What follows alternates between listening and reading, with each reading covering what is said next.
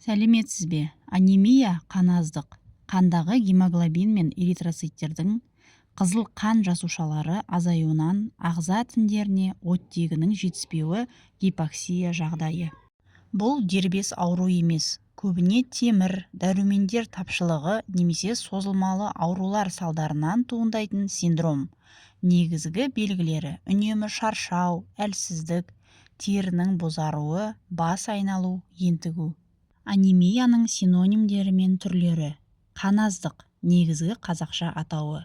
Темір тапшылықты анемия ең көп таралған түрі. B12 немесе фолий тапшылығының анемиясы. Гемолитикалық анемия, эритроциттердің тез жойылуы. Апластикалық анемия, сүйек кемігінің қан түзуі бұзылуы.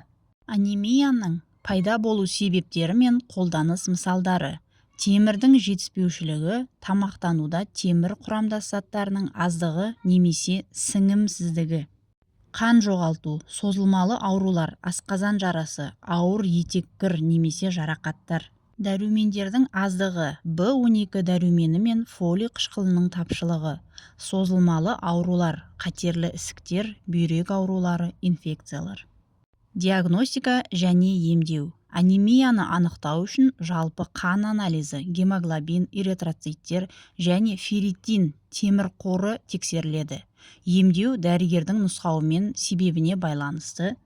Темір препараттары, витаминдер жүргізіледі. Маңызды, анемия нақты себебін анықтамай, өздігінен темір дәрілерін қабылдау өте зиян.